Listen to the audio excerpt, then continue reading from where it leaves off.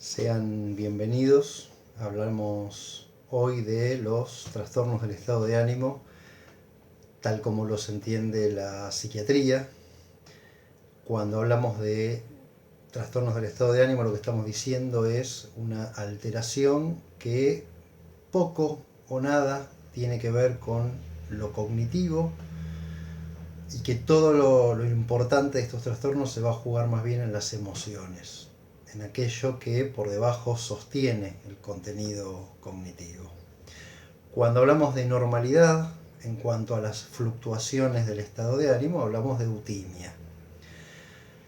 Y cualquier ser humano normal, durante el día y durante la vida, tiene una eutimia oscilante que se mueve en momentos de euforia y en momentos de tristeza. Se dice que cuando se pasa un determinado umbral, y ese umbral implicaría lo patológico, la euforia se puede transformar en manía y la tristeza en depresión. ¿Qué marcaría un poco este límite? Alguna cuestión que cuantitativo o cualitativamente estuviera muy alejada del estímulo que la produce. Una alegría demasiado alegre, una tristeza demasiado triste en relación a la situación vital que esta persona padece. Hay casos especiales y un trastorno con el nombre de trastorno bipolar para la persona que patológicamente suele tener fases de manía y fases de depresión, como veremos. Es un trastorno que históricamente se ha estudiado bastante. El primer registro aparente que tenemos del trastorno del estado de ánimo es del propio Hipócrates, el padre de la medicina. Dentro de sus clasificaciones médicas va a hablar de la bilis negra y va a decir que cuando esa bilis negra está en exceso en el cuerpo, cuando hay una falla en la combustión de la bilis negra, tendremos un temperamento melancólico, y este temperamento melancólico potenciado puede llegar a una melancolía mórbida. Prácticamente fue esta la opinión de la medicina por muchos miles de años, hasta avanzada la edad moderna, y va a ser el gran psiquiatra Kraepelin el que va a dar un segundo paso sobre esto, cuando divida, de un lado deje a la demencia precoz, hoy esquizofrenia, y separe de ahí un síndrome con el nombre de trastorno maníaco depresivo. Esto que conocemos como trastorno maníaco depresivo y que se sigue usando en la calle y lo van a seguir viendo en libros, es lo que precisamente hoy llamamos trastorno bipolar. Pero lo que está haciendo Kraepelin ahí es separando una esquizofrenia, algo cognoscitivo, de un trastorno puramente del estado de ánimo. Kraepelin va a atribuir a esto condiciones innatas, a diferencia de Freud cuando habla de melancolía, que siempre va a hablar de algo adquirido psicológicamente. El otro paso, y prácticamente el último importante, lo va a dar hace pocos años el DSM-3, cuando tome un montón de trastornos que estaban ahí dispersos entre la psicosis y la neurosis y genere un capítulo o una sección que llame precisamente trastornos del estado de ánimo y los agrupe como un todo. Si vamos a la bibliografía histórica y más bien reciente, de todas formas, que hablen de los trastornos del estado de ánimo, se va a hablar históricamente de varias dicotomías. Se hablaba de depresiones psicóticas o neuróticas según sean mayores los síntomas y más graves o menores, y a la vez las depresiones psicóticas generen alucinaciones o delirios. Esto es bastante parecido a la nomenclatura actual en la que vamos a hablar nosotros. Se va a hablar de depresiones endógenas o reactivas. Las endógenas las produciría la química del cuerpo y aparecerían abruptamente. Las reactivas son la respuesta defensiva a alguna situación vital. También son bastante parecidas a las que veremos. Y otra dicotomía es depresión unipolar o bipolar, y esto tiene que ver con si solo es una depresión o a la vez tiene una fase maníaca que daría cuenta de un trastorno bipolar.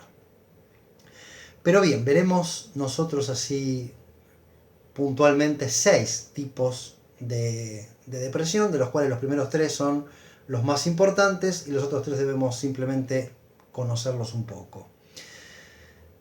Primero, trastorno depresivo mayor. Trastorno depresivo mayor es una depresión que se denomina fásica en el sentido de que se da por fases. La persona tiene fases depresivas y otras fases donde está en estado normal. Tiene un inicio brusco sin que necesariamente haya algún factor condicionante en la vida del sujeto. Suele aparecer después de los 25 y en promedio hasta los 44 años. El promedio exacto sería los 35 años. Y esa fase depresiva, si no tuviera ningún tipo de tratamiento, duraría entre 6 y 9 meses. Hoy con los tratamientos esto mejora. El tema es el siguiente: si no tiene tratamiento y remite, la persona va a volver a generar otra fase depresiva y vuelve a estar sin tratamiento. Es muy probable que las sucesivas fases depresivas, dicen las estadísticas, que una persona que padece este trastorno hará 7 u 8 depresiones, trastornos depresivos mayores durante toda su vida, pero sin tratamiento los trastornos van a ser más largos y a la vez pueden llegar a cronificarse.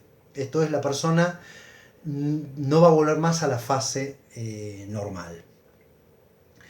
¿Qué le pasa a la persona en la fase depresiva? Algo que es bastante más y que debemos conocer con un poco más de detalle, que simplemente que tenga una gran tristeza. Primero, por supuesto, lo más característico es eso, ¿no? Su afectividad está muy alterada, tiene una profunda tristeza, persistente, que no cambia en absoluto, no hay forma de lograr que esto remita.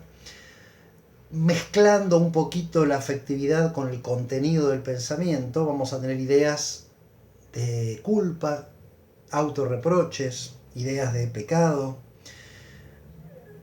baja autoestima, muy característicamente ideas de muerte, que se pueden llegar a mezclar, generalmente lo hacen, con ideas de suicidio, y puede llegar a haber planificación suicida, que son varios pasos ahí que nos va a describir el manual.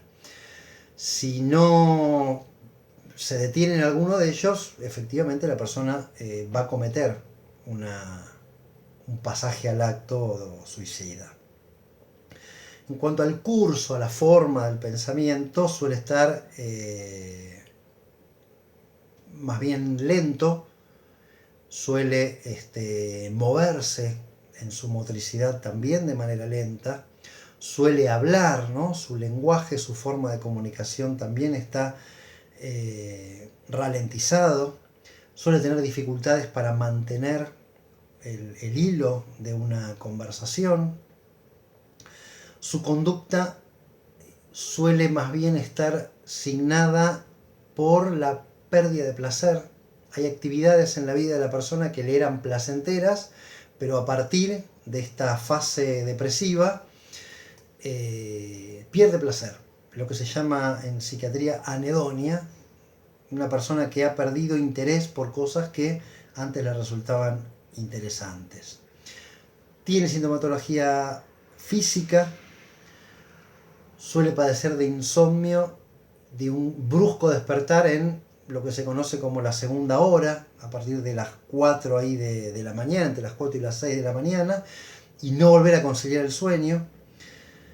La pérdida de interés por la comida hace que pierda peso, hay baja en la energía libidinal, hay baja en la energía en general, y el ritmo circadiano muy característico, el reloj biológico muy característico, es que suele estar peor a la mañana que a la noche. No que a la noche deje de estar deprimido, pero sí que mejora un poco. Suele o no necesariamente estar acompañado también por sintomatología psicótica. Esto es delirios y alucinaciones. El tema de los delirios es complejo porque el contenido del pensamiento tan culposo y tan de ruina y tan de fatalidad, no se termina de comprender si es un contenido delirante o no. Sí pueden llegar a aparecer alucinaciones que no nos dejarían dudas del contenido psicótico. En segundo lugar, lo que se conoce como trastorno depresivo menor o bien como trastorno distímico. Trastorno distímico, depresión reactiva van a encontrar también porque siempre hay una causa psicológica que la produce. ¿Qué sintomatología tiene? Bueno, básicamente la misma que el trastorno depresivo mayor, solo que todo ese conjunto de síntomas reviste una menor gravedad, pero suele tener un curso crónico. El trastorno distímico dura 2 años como mínimo. No es tan grave, los síntomas no son tan evidentes, pero es mucho más duradero. El inicio es insidioso, esto es paulatino, va avanzando hasta que se instala definitivamente. Está crónicamente entonces deprimido. Muchas veces, más que tristeza, lo que expresa son ideas de malestar psicológico, de desesperanza, de desgano por la vida, más que un contenido tan de autorreproche como el trastorno depresivo mayor. Cognitivamente le va a costar prestar atención, raramente tiene ideas de muerte y raramente avanza en algún tipo de ideación suicida, pero puede llegar a suceder. La motricidad es casi normal, el lenguaje o en la forma, en el curso del pensamiento es casi normal. Los síntomas físicos no son tan graves, suele haber insomnio inicial, es decir, falta de conciliación de sueño o brusco despertar en la primera hora de sueño. Puede haber pérdida, pero puede haber aumento del apetito, puede haber aumento del deseo sexual, y el ritmo circadiano es exactamente al revés que en el trastorno depresivo mayor. Está mucho mejor a la mañana y en la medida que avanzan las horas del día, los atardeceres suelen ser trágicos. Ahí la persona empeora en su estado. Tiene peor pronóstico que el trastorno depresivo mayor, en el sentido de curación, porque tiende a cronificarse. El trastorno depresivo mayor sabemos que es una fase que se termina, que se vuelve a la normalidad. El trastorno distímico es más largo y más complejo. Responde mal a la medicación antidepresiva y es necesario inevitablemente un tratamiento psicológico en ambos, pero mucho más en el depresivo menor o distímico, idealmente una terapia cognitivo-conductual.